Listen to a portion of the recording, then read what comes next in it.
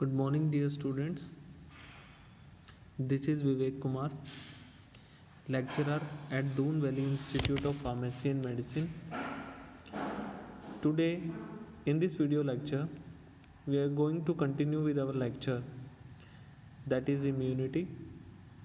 In the previous lecture, we had discussed regarding vaccines. Now let's talk about what is immunity. Immunity is a state or quality of being immune. It's the resistance exhibited by the host against any foreign antigen and towards injury caused by microorganisms and their products. The immune system is an extremely important defense mechanism that can identify an invading organism and destroy it. Immunization prevents disease by enabling the body to more rapidly respond to attack and enhancing the immune response to a particular organism. There are basically two types of immunity. First one is inborn, or we can say innate immunity, and the second one is acquired immunity. The first one is non-specific response, that is generic response. It is immediate in action and maximum response is observed. The second one is acquired immunity.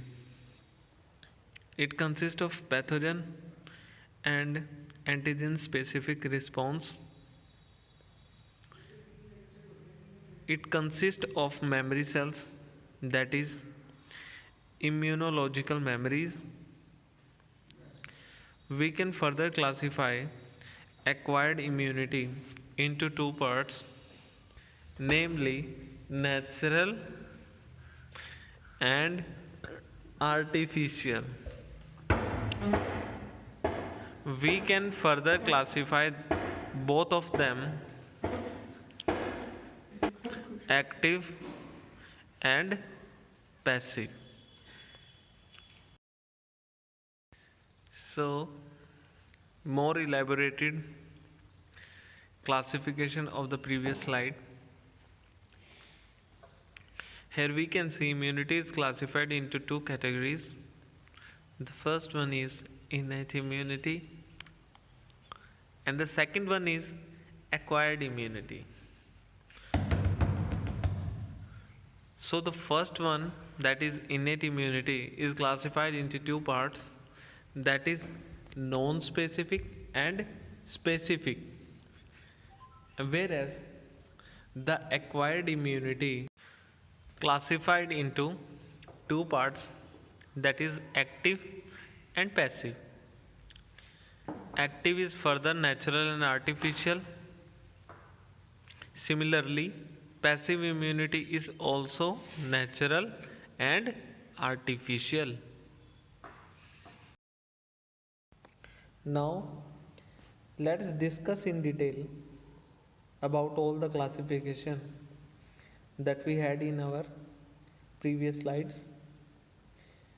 Let's start with innate or native immunity.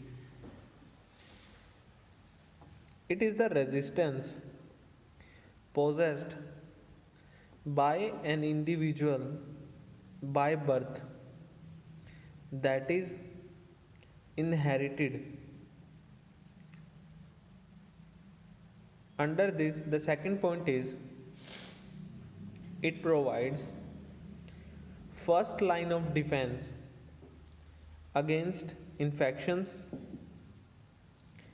It has three levels. These are species immunity, racial immunity, and individual immunity. There are several factors that affect innate immunity, and they are age, hormone, and nutrition. The first factor, that is age. The fetus or newborn and old person, two extremes of life, carry higher susceptibility to various infections. In fetus, immune system is immature, whereas in old age there is gradual waning of immune response. In some diseases, clinical illness is more severe in adult than in young children due to more active immune response, which causes greater tissue damage. Example to it are chickenpox and poliomyelitis. The third one is hormones. Certain hormonal disorders enhances susceptibility to infections. Example, diabetes mellitus, adrenal dysfunctions, and hypothyroidism. Streptococcal sepsis is more common in diabetes, which may be caused by increased level of carbohydrates in tissues. Corticosteroid depresses host resistance by its anti-inflammatory, anti-phagocytic effect and by inhibiting antibody formation. Fourth one is nutrition. Both humoral and cell mediated immunity are reduced in malnutrition. If we talk about Kawasaki, that is severe protein deficiency, cell mediated immune response is reduced. Now in this slide you may be able to see this picture which shows a child suffering from Kawasaki. Now this is an important part of our topic, that is mechanisms of innate immunity. The first one is epithelial surfaces. Second one is antibacterial substances. Third one is cellular factors. Fourth one is inflammation. Fifth one is fever. And the last one, acute phase protein. Let's study the first one, that is epithelial surfaces. First, which comes under it is skin. So how is skin act as immunity to our body because it provides mechanical barrier to microorganisms. It provides bactericidal secretions. The bacterial floral of skin and mucous surface prevents colonization by pathogen. Alternation of normal flora may leads to invasion by extraneous microbes and cause serious disease. Example is clostridial enterocolitis following oral antibiotics. Now let's come on to the second one, that is respiratory tract. Respiratory tract is lined by moist mucous surface which act as trapping mechanism. Inhaled particles are arrested in nasal passage on moist mucous membrane surface. The hair-like cilia propels the particles towards pharynx and are swallowed or coughed out. Some particles which manage to reach alveoli are ingested by phagocytosis. The next one is intestinal tract. Saliva present in mouth inhibits many microorganisms. Acidic pH of gastric juice destroys the swallowed bacteria, if any.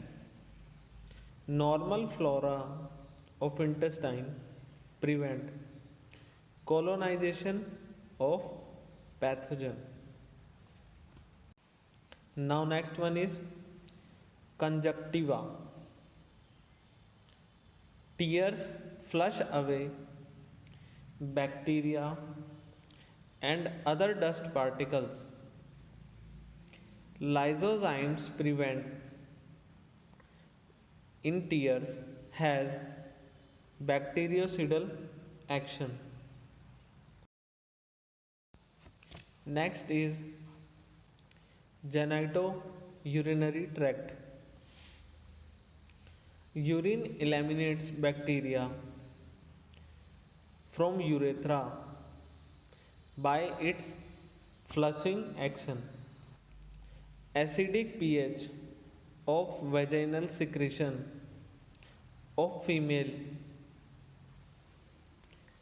due to fermentation of glycogen by lactobacillus makes vagina free from microorganisms. In males, semen is believed to have some antibacterial substance. Second topic is acquired or adaptive immunity. It's the resistance acquired by an organism during life by recognizing and selectively eliminating specific foreign molecules. It provides second line of defense against infections. Now let's talk about its characteristic. Antigen specificity. Immune system or antibodies can distinguish among antigens even between two proteins that differ in only one amino acid. Second one is diversity. Immune system is capable of generating large antibody diversity in its recognition molecules. Immunological memories. Immune system exhibits memory on second encounter of same antigen by generating a secondary response which is more specific and quick. Last point is self or non-self recognition.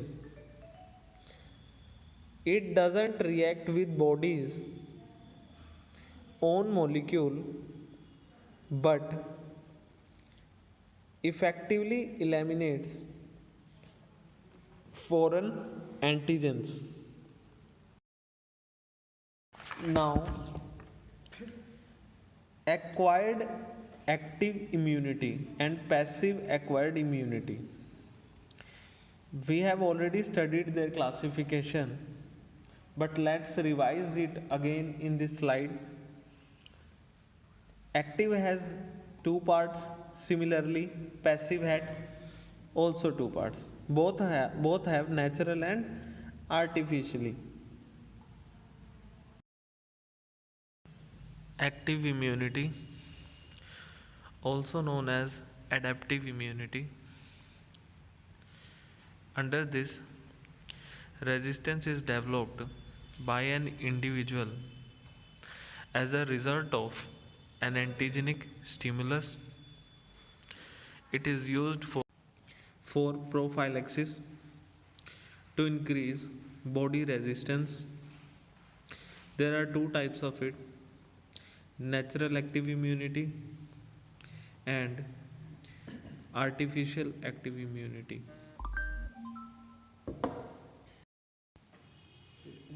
Passive immunity. In this, resistance transmitted passively to a recipient in a ready-made form, that is, recipient's immune system plays no active role. It's used for the treatment of acute infection.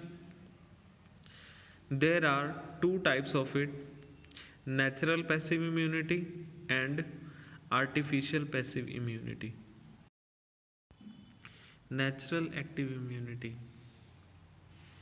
It results from either a clinical or an inapparent infection by a microbe. It usually lasts longer. Example to it is a person recovering from chickenpox and measles develop natural active immunity. Immunity to the reinfection lasts only as long as the original infection remains active. Once the disease is cured, the patient becomes susceptible to the spirochetes again. Artificial active immunity. It's the resistance that is induced by vaccination. Now, we have already studied in our previous video lecture in detail regarding vaccine. So let's take a recap of it. It's a short version of whatever we have studied. Vaccine is a preparation of live or killed microorganisms and their products, antigen or toxoid. Bacterial vaccines, live example to them, live or attenuated one is BCG for tuberculosis, and for killed cholera vaccine subunits typhoid. Bacterial products tetanus toxoids. If we talk about viral vaccines, under this live or attenuated oral polio vaccine, that is Sabin. Killed injectable polio vaccine, that is Salk. Subunit hepatitis B vaccine.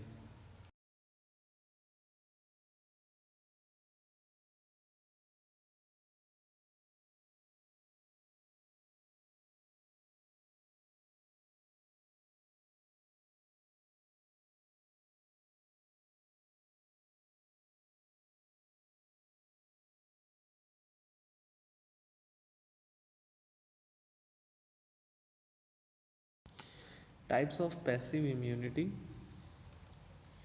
Natural passive immunity is the resistance passively transferred from mother to fetus or infant through placenta and through milk. Artificial passive immunity, it's the resistance passively transferred to a recipient by administration of antibodies. Agents used: hyperimmune sera of animal, convalescent sera, pooled human gamma globulin. These are used for prophylaxis and therapy.